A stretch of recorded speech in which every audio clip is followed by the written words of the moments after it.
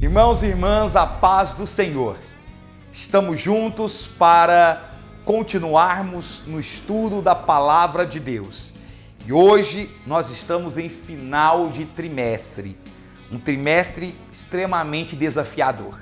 Eu tenho certeza que quando estávamos concluindo o trimestre passado, nenhum de nós esperávamos que teríamos um trimestre onde grande parte de nossas aulas foi à distância, onde nos alimentamos da palavra do Senhor em nossos lares, sem poder nos deslocar para o templo ou para a sala de aula em que estamos tão acostumados a semanalmente no domingo nos reunirmos.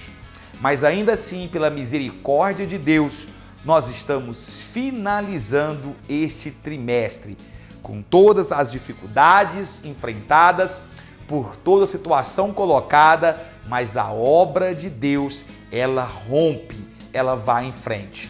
Eu quero do fundo do meu coração agradecer a você que semanalmente nos dá apoio, que está conosco aqui no canal, que deixa o seu comentário, que deixa o seu joinha, que compartilha este lugar em que nós nos reunimos para estudarmos as lições CPAD.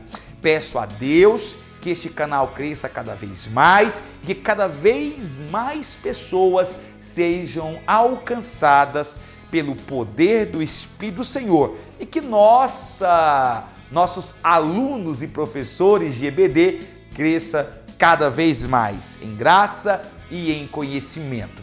Bem-vindo e bem-vinda, o programa Escola Bíblica Dominical já está no ar. A lição 13, ela tem como título A Batalha Espiritual e as Armas do Crente. É a última lição de nossa revista e o nosso texto áureo diz: revesti-vos de toda a armadura de Deus para que possais estar firmes contra as astutas ciladas do diabo. Nossa verdade prática: o uso da armadura de Deus assegura a vitória do crente no campo da batalha espiritual. Nossa leitura bíblica em classe está em Efésios, capítulo 6, versículo 10 ao versículo 20. É um texto obrigatório de você fazer a leitura, mas que eu tenho certeza que você irá lembrar que nós já fizemos uma exegese profunda desse texto em lições anteriores da própria CPAD e que tem ensinamentos lindos para nós. O nosso objetivo geral, mostrar que o uso da armadura de Deus assegura a vitória no campo da batalha espiritual. E nós estamos, portanto, com esta temática, a batalha espiritual e as armas dos crentes, para ser discorrido aqui neste nosso encontro. Eu quero lembrar aos irmãos que nós tivemos há 2 ou 3 trimestres atrás, se não me engano, 3 trimestres atrás, uma revista só sobre batalha espiritual. Eu até sugiro que você, meu irmão e minha irmã, dê uma olhadinha em nossa playlist aqui em nosso canal e você vai perceber que há ali toda uma estrutura organizada para que você consiga estudar este assunto, renovando o seu entendimento sobre batalha espiritual. O meu objetivo aqui hoje não é fácil, é tentar resumir um assunto importante em mais ou menos 25, 30 minutos aqui, que é o que nós temos separados para conversarmos hoje. Então eu vou começar esta lição lembrando aos irmãos que a estrutura de Efésios, ela é curiosa. E nós chegamos ao nosso último capítulo, capítulo 6. Os irmãos se lembram que no primeiro capítulo ele fala sobre o plano de Deus para a salvação do homem, como o Pai, o Filho e o Espírito Santo, a Divina Trindade, ela organizou todo um plano para que nós pudéssemos ser salvos. No capítulo 2, você vai ver que ele fala sobre a nossa situação perdida, o estado de miséria em que o homem vivia, em que ele compara o homem com um cadáver, com uma pessoa morta em delitos e pecados. No capítulo 3, ele fala sobre o grande mistério do Evangelho, né? Esse mistério que foi capaz de juntar gentios e judeus. No capítulo 5, ele fala sobre a família, ele fala sobre a unidade, né? Bom deixar claro isso. Há uma ênfase muito forte na unidade da igreja e também nos deveres dos membros da igreja com relação à família e com relação à obra de Deus. E finalmente, no capítulo 6, em que a gente está chegando agora, ele fala sobre a batalha espiritual que envolve a igreja. Em outras palavras, ele vai mostrar para nós o contexto em que se trava a guerra. Mas quando se trava uma guerra, nós normalmente travamos uma guerra entre dois exércitos e normalmente com um objetivo. Então, já que nós vamos falar em batalha espiritual, é importante nós pensarmos nisso. Primeiro, pense comigo, eu não consigo enxergar essa batalha. Eu não consigo ver esta batalha. Por quê? A explicação, os irmãos já sabem. Nossos olhos carnais não são aptos para ver o espiritual. A batalha travada, como o nome já diz, ela é um combate espiritual. Nós não temos condição de, com os olhos humanos, carnais, enxergar esta batalha, muito menos com os nossos ouvidos ouvi-la, a menos, claro, que Deus, através do Espírito Santo, faça com que isso aconteça. Ou seja, ele abre os nossos olhos e ouvidos, aliás, todos os nossos sentidos espirituais, para que possamos vislumbrar este campo de batalha.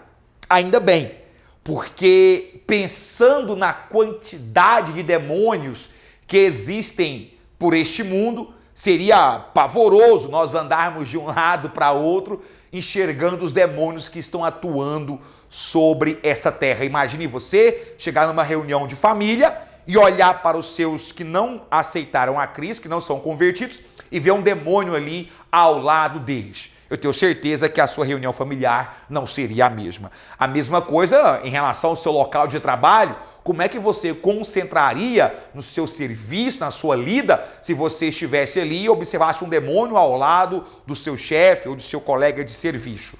É claro que há atos e há situações que você percebe que há ali uma inspiração demoníaca. Mas já diz o ditado que o que os olhos não veem, o coração não sente. Portanto, é bom deixar claro para nós que esta batalha espiritual, ela não está ao alcance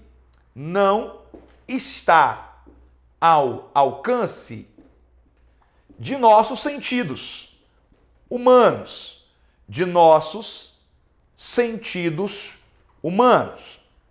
Muito bem, mas ela é real.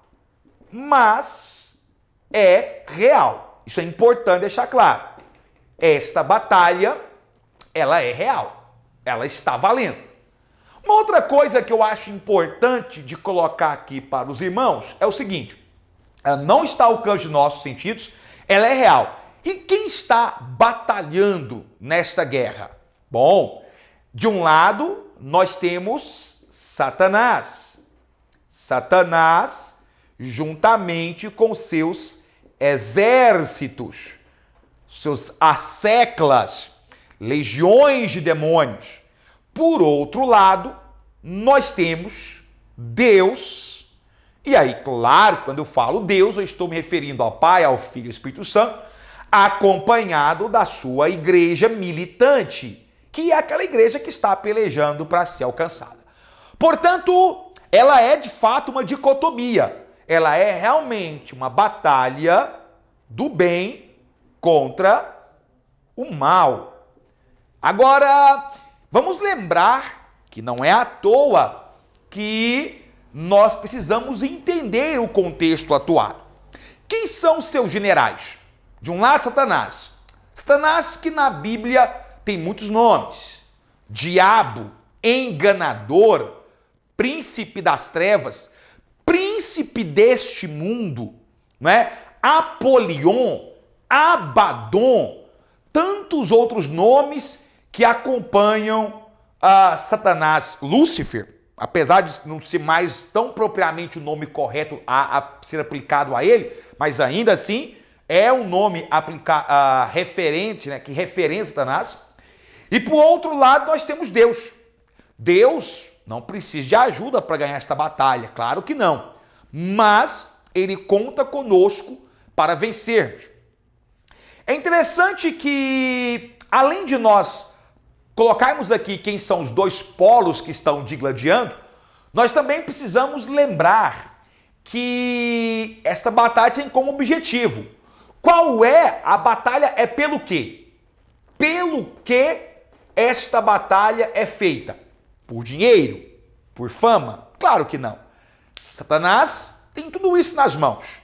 Se ele quisesse, ele teria o dinheiro do mundo, está à sua disposição. A fama do mundo está à disposição de Satanás. Quer ver um exemplo disso? Basta lembrar que um certo dia o diabo resolveu tentar a Deus. E qual foi a proposta dele? Se prostrado me adorares, tudo isso eu te darei. E o que era tudo isso? Era o mundo. Então, dinheiro e fama não é o que tenta Satanás. A batalha espiritual é pelas almas dos homens. Pelas almas dos homens. Este é o grande foco, porque sabemos que o desejo do diabo é que o homem se perca. E é por isso que nós precisamos entender que esta batalha é pela alma dos homens. Não seria pelo trono celestial? Claro que não. Satanás não é idiota. Ele sabe que ele não pode derrotar Deus. Ele sabe o que vai acontecer nos seus dias. O que ele não quer é ir para lá sozinho. Então não é para ser mais igual a Deus, porque isso a queda ensinou ao diabo. Ele quer levar consigo o máximo de almas que ele puder. Ele sabe, de certa maneira, que uma alma salva causa extrema alegria a Deus, enquanto que uma alma que se perde causa tristeza a Deus. E esse é o foco dele. Agora, onde esta batalha ocorre? Onde esta batalha ocorre? Muito bem. A Bíblia fala que esta batalha não é contra a carne e esta batalha não é contra o sangue. Em outras palavras, nós não estamos lutando contra o inimigo de carne e osso. Nós não estamos lutando contra o nosso irmão ou nossa irmã. É bom deixar isso claro, irmãos. Porque existem pessoas que vivem na igreja brigando, pelejando com o irmão. É o chamado fogo amigo. Pega-se um aliado e transforma-se em um inimigo. Paulo, quando ele escreve esta carta aos Efésios, ele deixa bem claro que esta guerra não é contra a carne e o sangue, não é contra um ser humano. Esta guerra é contra o diabo e acontece nas regiões celestiais. Onde? Nas regiões celestiais. Aqui cabe um questionamento. Que regiões celestiais seriam essas? Nós sabemos que os antigos gregos, por exemplo, eles dividiam os céus em 7 camadas. Existem culturas que fazem isso de outra maneira. Era um costume muito comum da Idade Média dividir, por exemplo, o inferno em camadas e o céu também em camadas. Quando você pega a magistral obra de Virgílio, conhecida como a Divina Comédia, na verdade uma obra de Dante Alighieri, né?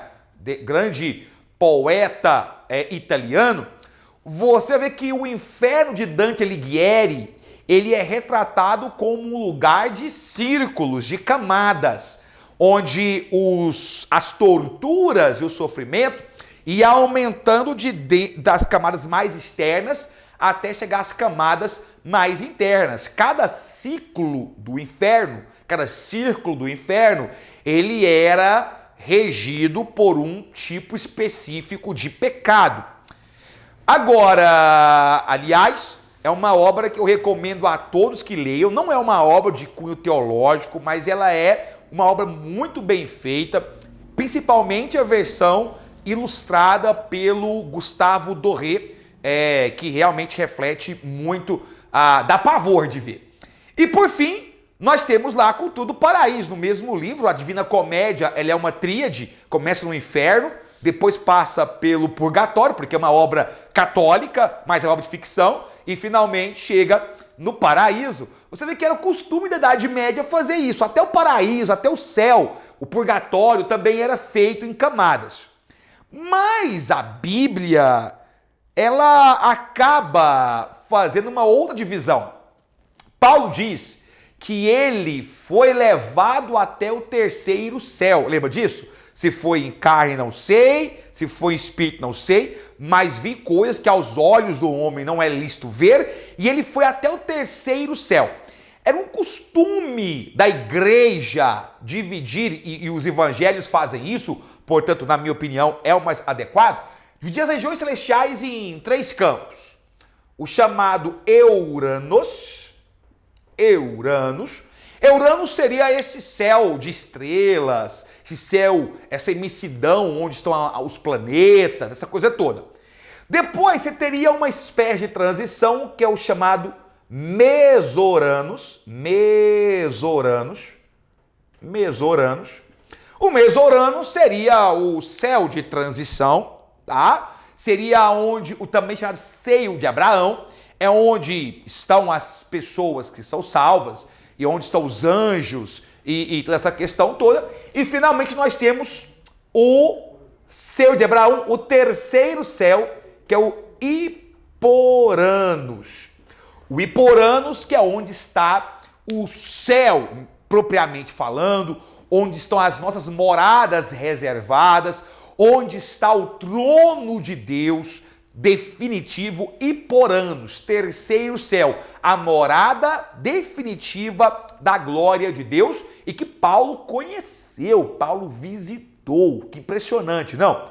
Nós entendemos que a batalha espiritual, ela acontece nesses 2 campos aqui. Mas é claro, é bom deixar isso aqui claro, que é possível, Euranos é o nosso universo, o diabo está por aí, Mesoranos parece estranho, mas se você ler a história de Jó, você vai lembrar que fica claro que quando Deus faz uma reunião com os entes espirituais, lá vem Jó, lá vem o diabo no meio da parada. Inclusive Deus questiona, fala, por onde você estava, diabo? E aí ele responde, eu estava por aí, de conhecer, de ver os homens, de conhecer as terras. Ou seja, há ali um contato do diabo com Deus por meio de uma reunião com os entes celestes. Então, a presença dele está ali, ele nunca vai chegar ao Hiporanos, obviamente, tá? Agora, além dessas esferas celestiais, o Euranos se refere também a esse mundo que nós estamos imersos. Então, é este mundo aqui que nós estamos imersos e um outro mundo que nós não podemos ver. É lá que as batalhas espirituais acontecem. Vale a pena você ler o livro Este Mundo Tenebroso, Frank Perret, volume 1 e volume 2, publicado pela editora Vida. Mostra muito bem como funciona isso. Então, aqui, nesses lugares, é que acontece a briga. A briga mesmo, digamos assim, né? Uma coisa importante, meus irmãos, é que, como bons soldados, nós precisamos saber analisar o nosso inimigo. Então, ao analisar o inimigo, ao fazer uma análise do inimigo, nós precisamos ter uma palavra em mente. Qual é a palavra? A palavra equilíbrio. Por que a palavra equilíbrio? Porque nós não podemos subestimar o diabo. Não ache que o diabo não é um ser astuto. Não ache que ele é um Zé Ninguém. Não faça isso. O diabo é um ser inteligente, astuto, enganador. Não é à toa que levou tantos grandes homens à perdição. Por outro lado, você também tem que tomar o cuidado para não superdimensionar o diabo ou hipervalorizar o diabo. Isso também é importante. Existem crentes que atribuem mais poder ao diabo do que ao Espírito Santo de Deus. Isso está errado, ok? Deixar isso bem claro para os irmãos. Por outro lado, irmãos, nós temos que tomar um cuidado para não alimentarmos as pseudo-teorias de batalha espiritual que foi popularizada pelas igrejas neopentecostais. Eu quero falar isso aqui muito sério com os irmãos. O diabo ele não é palhaço. O diabo não dá entrevista, tá? Me lembrei até agora daquele filme, a entrevista com o diabo. Não, o diabo não dá entrevista, tá? Não dá entrevista. Segunda coisa, eu quero deixar bem claro que o diabo não manda em nada que um crente pode entrar. Então, irmãos, onde está uma igreja, ali está a tábua do Senhor. Não pense em demônios territorialistas. Tá? O que é um demônio territorialista? É um demônio em que ele toma conta de uma cidade, que a cidade é dele e ele toma conta dele. E para entrar ali não existe mapeamento de guerra, mapeamento geográfico de guerra nos demônios. Eles acompanham pessoas, não lugares. Por isso que não existe casa mal assombrada, tá? Não existe casa mal assombrada. Ah, mas irmão, eu morei numa casa, e eu conheço testemunhos pessoais disso, em que acontecia aquilo, outro, porque você estava lá, tá? Você estava lá, mas ele não vai ficar apaixonado pelas paredes de uma residência, não vai ficar apaixonado pelas roupas, porque de certa maneira isso acaba se tornando um misticismo. E esse misticismo tem herança nas raízes afro-brasileiras. Não é ou nas heranças espíritas que tem por aí, tá? Então tem que tomar um certo cuidado, meus irmãos, para não trazer para dentro da igreja elementos místicos das religiões pagãs. Pastor Martin Lloyd Jones tem um livro que, na minha opinião, pastor até Hernandes Dias Lopes comenta também isso, e eu concordo com ele, é o melhor livro sobre batalha espiritual escrito até hoje, e nós temos que tomar muito cuidado com isso, tá? Mapeamento. Olha, com todo respeito, eu acredito no testemunho, eu acredito na sinceridade da fé de Isabela Mastral, Daniel Mastral, mas existe ali, meus irmãos, muita coisa que é misticismo. Temos que tomar cuidado com isso. Não há testemunho, preste atenção aqui em mim, não há testemunho maior do que a Bíblia, tá? Não tem testemunho. Esses dias eu recebi um panfleto de um camarada que é pregado numa igreja, que desceu ao inferno 4 vezes, não, ele morreu, foi para o inferno 7 vezes. 7 vezes, voltou, tomou 12 tiros. Não, era o super-homem. Era o super-homem espiritual, não é? Foi, não sem vergonha, né? Foi 7 vezes pro inferno e demorou 7 vezes para converter. Imagina, né? 7 vezes para descer no Seol e ainda demorou a converter. Então assim, meus irmãos, tem que tomar cuidado, tem que ter equilíbrio na análise. O diabo é poderoso, mas ele não tem todo o poder. O maior poder é o poder que está com a igreja, que é o poder do Espírito Santo de Deus. E aqui eu quero deixar uma coisa bem clara, já caminhando para o final de nossa pré-aula, tá? Os irmãos podem ver que eu acabei não seguindo muito bem a nossa apostila, mas eu acho interessante colocar por tópicos. A questão é o seguinte: como que a igreja combate? Quais são as nossas armas? Primeiro, para que haja o combate, é preciso que o soldado esteja bem nutrido. Então, quem nos nutre? De onde vem o poder que nos alimenta? Resposta bíblica: o poder vem do Espírito Santo, tá? O poder vem do Espírito Santo. Preste atenção, isso que é importante falar. Quando você lê esta parte da Bíblia aqui, eu vou até fazer menção, você pode ver, está lá no nossa leitura bíblica em classe, tá? Diz assim, no demais, irmãos meus, fortalecei-vos no Senhor e na força do seu poder. A palavra poder aqui, eu já até usei essa expressão uma vez, ela é dínamo, tá? Dínamos, com Y.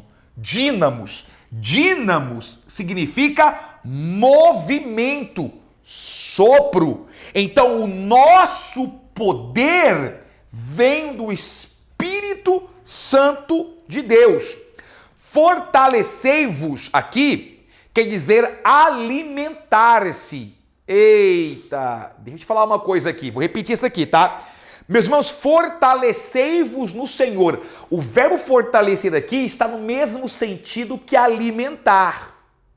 E isso quer dizer que nós precisamos nos alimentar de Deus, da sua palavra, em oração, em jejum. Existem demônios e demônios. Tem demônio que sai rapidinho. Tem demônio que o próprio Cristo diz, só sai com jejum e oração. Vigiai e orai, porque o diabo, vosso inimigo, está circulando ao vosso derredor, buscando a quem tragar. Então, precisamos nos alimentar do Senhor. Não é nos alimentar da internet, não é nos alimentar de dinheiro, não é nos alimentarmos com as coisas deste mundo, com a fama. É alimentar no sentido de aprender de Deus, ter fé em Deus, orar, jejuar, buscar a Deus. Fortalecer o Senhor e na força do seu poder. Dínamos, movimento, Espírito Santo. Espírito Santo. A palavra dínamos sempre está associado a ele. Por isso que você tem que ter uma vida cheia dos dons espirituais, porque isso permitirá que você tenha discernimento espiritual, que é inclusive um fruto do Espírito Santo, uma parte do fruto do Espírito Santo, tá? Que é importante no combate cristão, saber quando a palavra é de Deus e quando não é de Deus. Tudo bem? Vamos lembrar dos apóstolos andando e o feiticeiro gritando, olha, a feiticeira gritando atrás dele, demoniada, né? Olha, estes homens verdadeiramente falam a verdade. Ficou até pleonástico agora, né? A eles ouvi. Oxi, estava falando a verdade, os apóstolos. Mas eles na hora perceberam que aquela frase não era de Deus. Tinha o discernimento espiritual, porque se alimentavam de Deus e do Espírito Santo de Deus.